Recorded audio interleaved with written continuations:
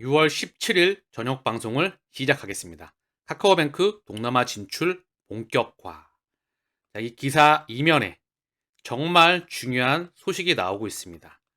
전 세계는 하나로 연결된다.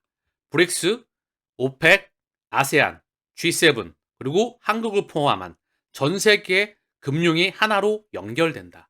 그 중심에 XRP가 있다. 설계는 끝이 났다. 그 과정의 확장에 있다라는 부분을 다시 한번 보시게 될 겁니다. 오늘 영상은 별표 5개짜리. 중요한 부분이니까 같이 한번 보자고요.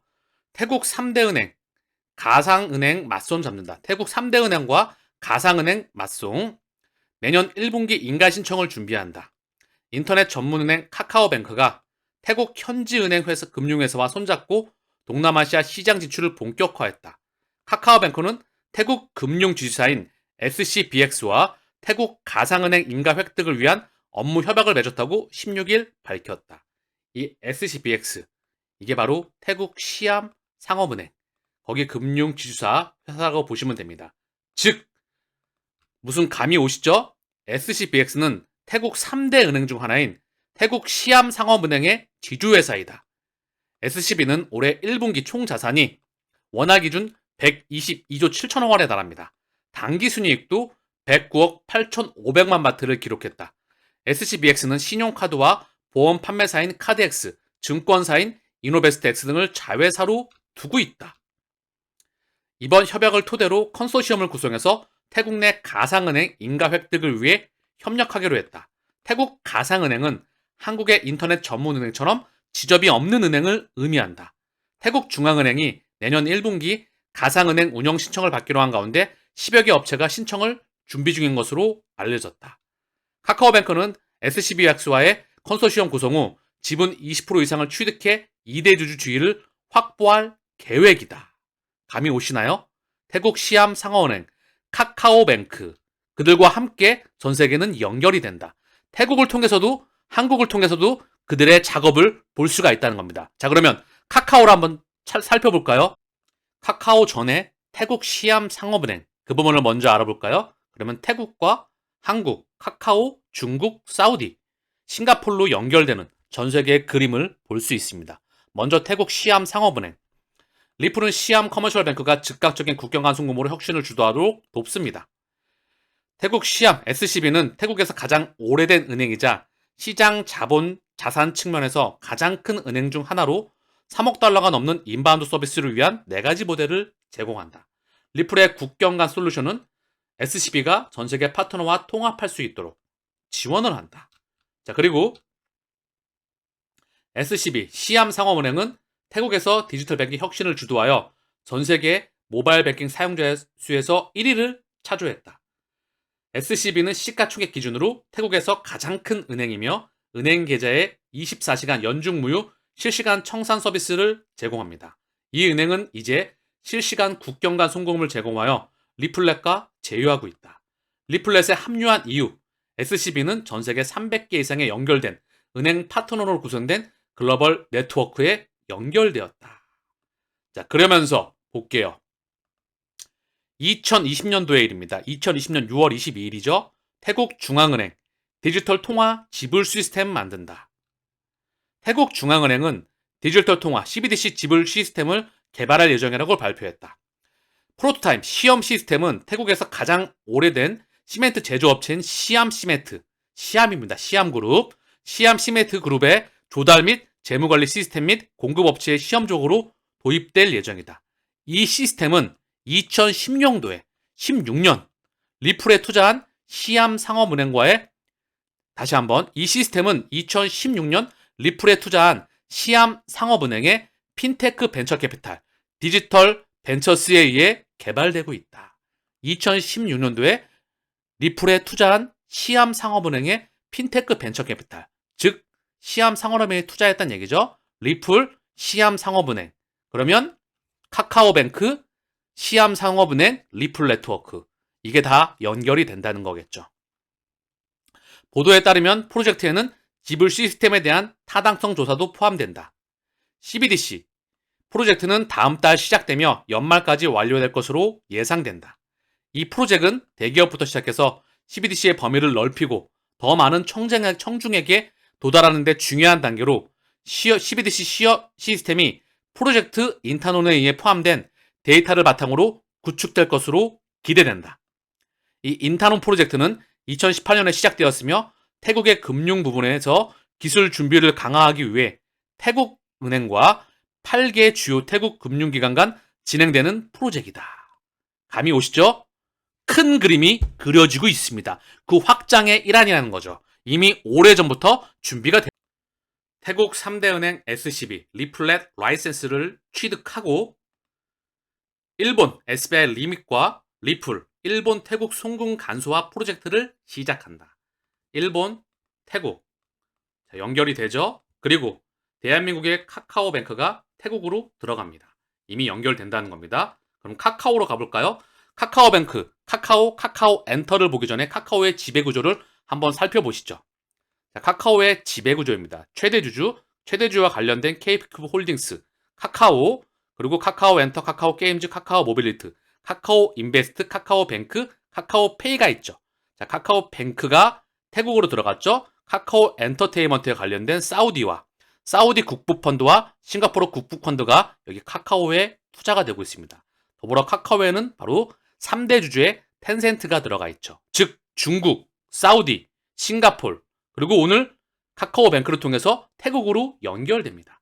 전 세계의 자금은 사실 다 연결되고 있습니다. 그 그림을 보시라는 겁니다. 자, 먼저 카카오뱅크는 당연히 1대 주주가 카카오입니다. 먼저 주주를 좀 볼게요. 주주를 보게 되면요, 최대 주주는 카카오죠. 그리고 한국투자가 2대 주주고요. 3대 주주가 국민연금공단입니다. 결국 최대 주주는 카카오, 당연한 부분이고요. 카카오로 가보겠습니다. 카카오로 가보면 카카오의 최대 주주는 당연히 김범수, 그리고 K큐브 홀딩스입니다. 자, 3대 주주로 가볼게요. 2대 주주가 국민연금공단, 3대 주주가 여기 보이시죠? 얘가 바로 텐센트입니다. 텐센트의 자회사. 여기 텐센트의 자회사 맥시모 PT, 여기가 텐센트라고 보시면 되거든요. 자, 그리고 얼마 전 이슈로 가보시죠. 카카오 엔터테인먼트 사우디와 싱가포르 국부펀드로부터 1조 2천억 원의 투자 유치를 진행했다. 카카오 엔터테인먼트가 사우디아라비아와 싱가포르 등 해외 국부펀드로부터 1조 2천억 원 규모의 투자를 유치했다. 빈살만 펀드로 유명한 사우디아라비아 국부펀드인 퍼블릭 인베스트먼트 PIF와 싱가포르 투자청 GIC, 싱가포르의 국부펀드는 대표적인 게 두 가지가 있어요. GIC와 국부펀드 테가색, 세계적인 펀드입니다. 이 두 가지가 싱가포르의 국부펀드를 대변합니다. 각각 6천억씩 투자해서 1조 2천억 원 투자 유치에 성공했습니다. 카카오엔트는 이번 투자 유치에서 약 10조 원 수준의 기업 가치를 인정받은 것으로 알려졌다. 자, 그러면 사우디, 싱가포르의 국부펀드가 참여가 됩니다. 자, 그리고 카카오 SM 인수에 성공하였다. 초거대 엔터사가 탄생을 한다.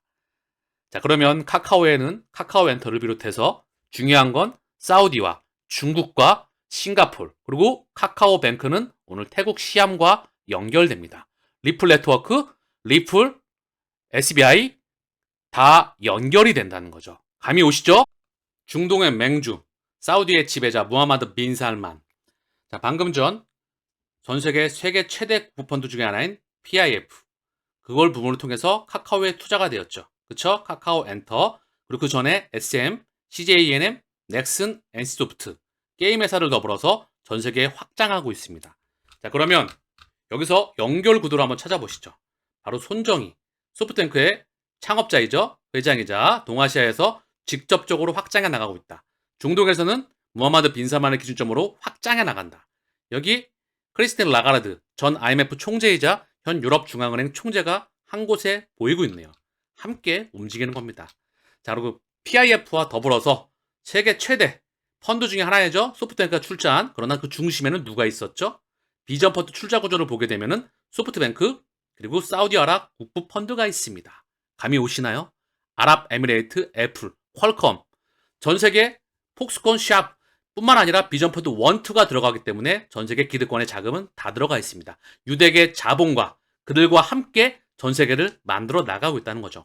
오늘 카카오뱅크가 태국에 진출한다는 소식을 보게 되면서 태국 시암 상업은행, 거기 지주회사와 함께 CBDC, 그리고 일본 SBI, 다시 한번 한국의 카카오와 카카오에는 텐센트가 또한 연결이 되죠. 그쵸? 그리고 카카오 엔터테인먼트를 통해서 싱가포르의 국부펀드와 함께 중동의 사우디의 국부펀드가 투자가 됐다. 그리고 비전펀드, 다른 또 펀드죠. 소프트뱅크가 중심이 되었던.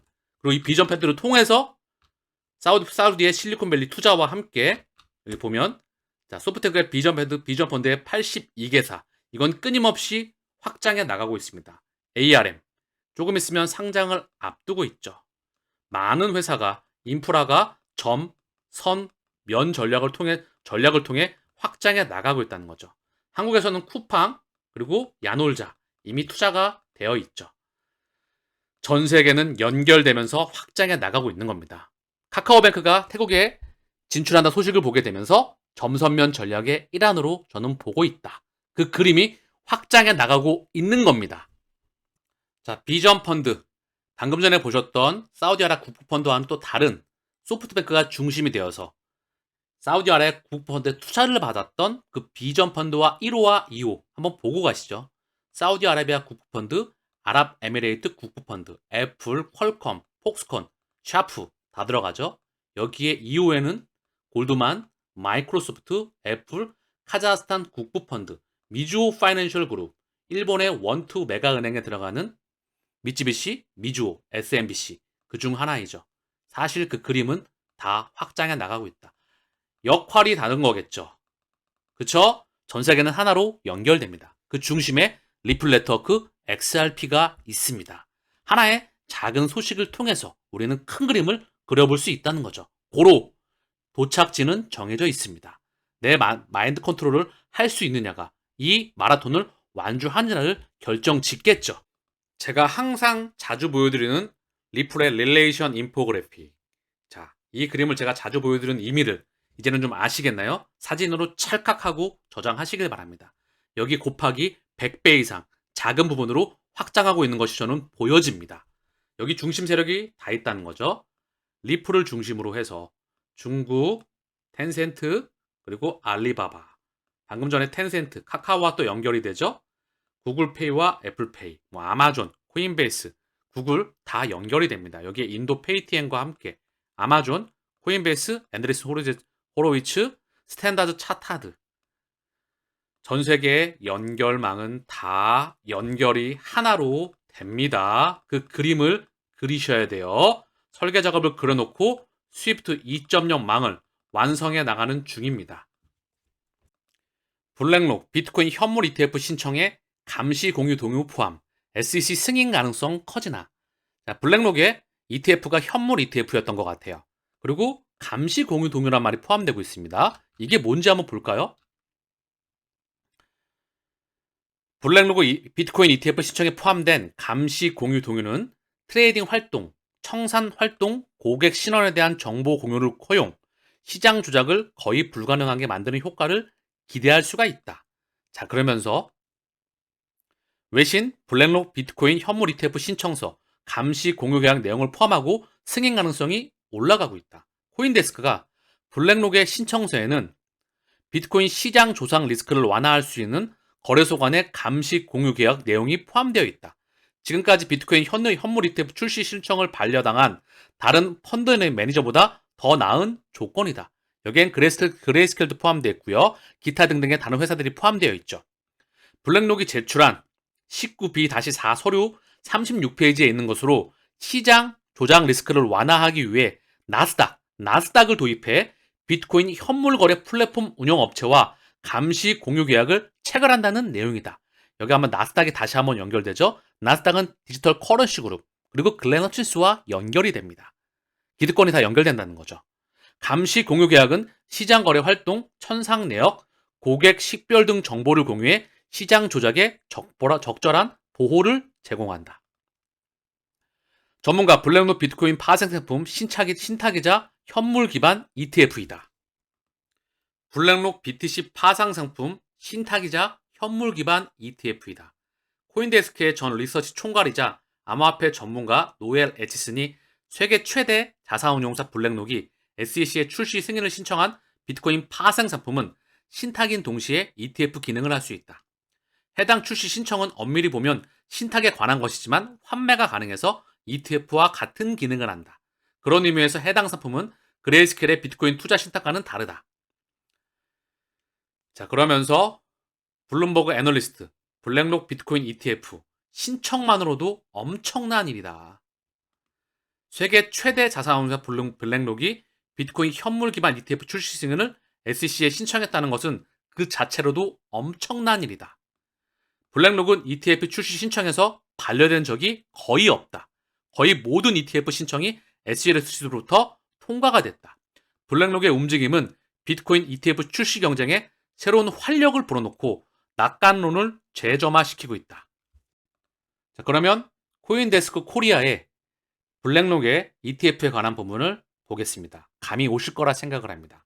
리플과 SEC의 소송의 시계 추도 다가옴을 느끼실 겁니다. 세계적인 펀드 운용사 블랙록의 사업부인 아이시어스가 미국 증권거래위원회에 비트코인 현물 ETF 출시를 위한 서류를 제출했다. 코인데스크 US에 따르면 아이시어는 비트코인 현물 ETF 출시를 위해 아이시어스 비트코인 트러스트로 명명된 신청 서류를 SEC에 전달했다고 밝혔다. 서류에는 암호화폐 가상자산 거래소 코인베이스가 비트코인 현물 ETF의 자산 수탁자가 된다는 내용이 담겼다. 앞서서 SEC는 선물에 대한 ETF는 승인한 경우가 있었다. 하지만 현물 ETF 출시는 명확히 반대 의사를 내비치며 그레이스케일, 바네크, 위즈덤트리 등 여러 자산운용사의 현물 ETF 신청을 반려했다. 하지만 이번 블랙록의 현물 ETF 신청은 SEC가 쉽게 거절할 수 없을 것이라는 예상이 나온다. 블랙록은 세계 최대 자산관리회사로 무려 10조 달러, 약 1경 2,700조 이상의 자산을 관리한다. 또한 레리 핑크 블랙록 최고 경영장은 미국 정계에 막강한 영향력을 행사하는 인물이다. 크라켄 자회사 CF 벤치마크의 수희청 CEO는 현재 미국인의 약 20%가 비트코인을 보유하고 있는 것으로 추정된다. 블랙록이 제안한 ETF는 잠재적으로 나머지 80%의 접근성이 좋은 옵션을 제공할 수 있다. 수희청은 이번 신청서는 CME가 언급되고 있습니다. 다시 한번 시카고 상품거래소 CME, CF 비트코인 기준 가격에 기반을 두고 있다. 시카고 상품거래소와 CF 벤치마크가 공동으로 개발한 것으로 표준화된 기준 가격을 제공하기 위해 만들어졌다. 긍정적인 부분이 감지가 되십니까? 나스닥, CME 다 관여가 되고 코인베이스 또한 다 여기 들어가 있습니다. 블랙록이 심장에 있다는 거죠. 블랙록의 현물 비트코인 ETF 수탁 기관으로 코인베이스를 지정했습니다. SEC가 코인베이스에 소송을 걸어놨죠. 바이낸스와 같이 소송을 걸었습니다. 그러면서 로빈후드 상장 폐지 이야기가 나오면서 시장을 다시 한번 흔들었죠. 그러나 블랙록이 신청 가능성이 상당히 올라가고 있다. SEC 승인 가능성이 커지나 확률이 무척 높다. 이와 더불어서 미국 하원 금융위원장 블랙록 비트코인 ETF 관련 SEC 대응을 지켜보겠다.